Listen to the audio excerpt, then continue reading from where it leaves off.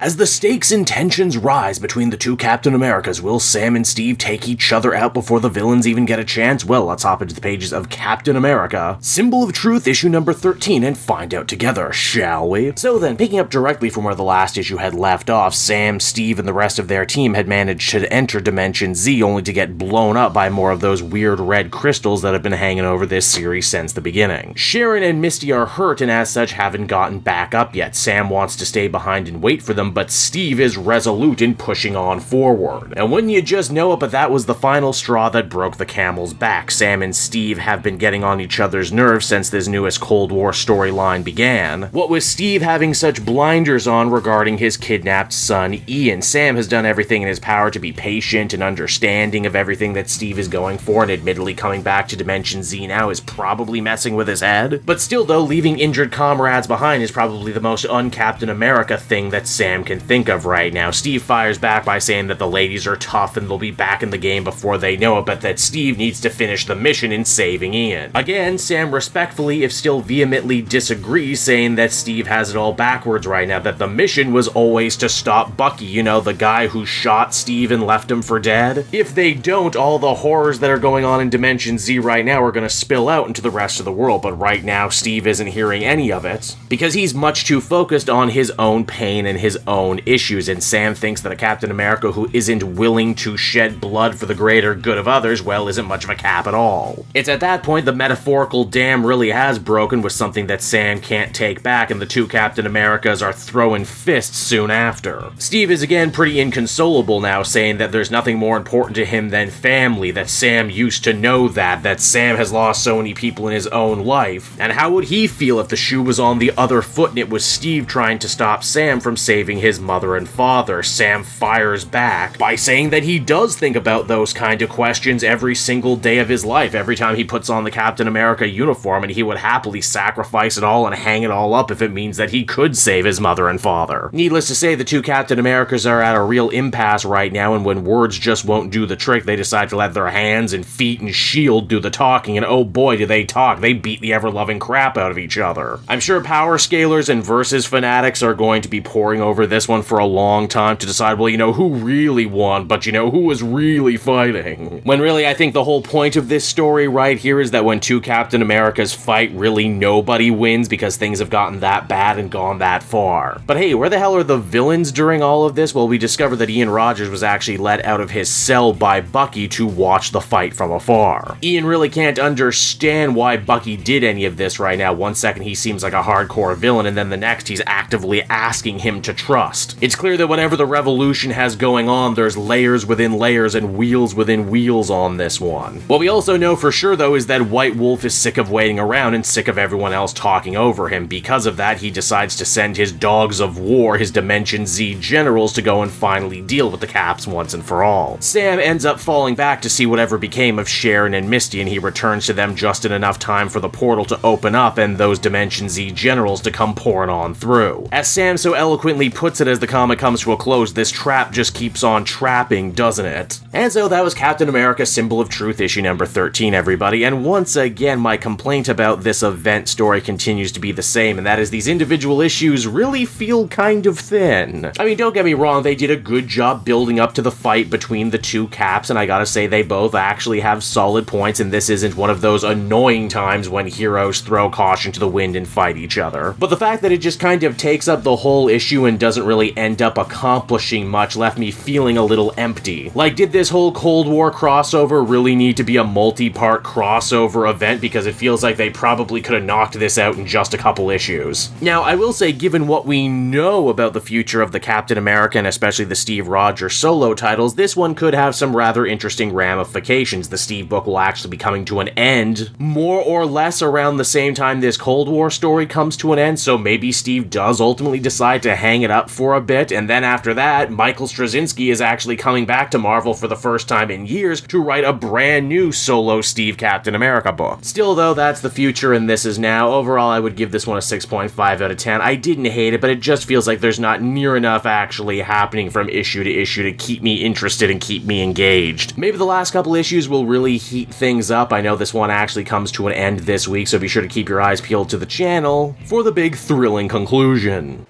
Hey there everyone, it's your pal Cape Joel again, and if you're seeing my face right now, that means you watched to the end of the video, and I'll always be grateful for that. Retention helps in this crazy YouTube game, and so does becoming a patron. If you head on down to the description, you can find a link to my Patreon page. Recently just redid all the tiers, a lot of cool stuff offering up there, exclusive commentaries, exclusive polls, behind the scenes concept art for Capes and Quest. That's the brand new D&D show I've started soon. Never been a better time to become a patron. You can become a patron for as little as $1 a month and help the channel grow and, help me continue to deliver content like what you just saw. So I want to thank you all, and I will see you again next time. Bye-bye.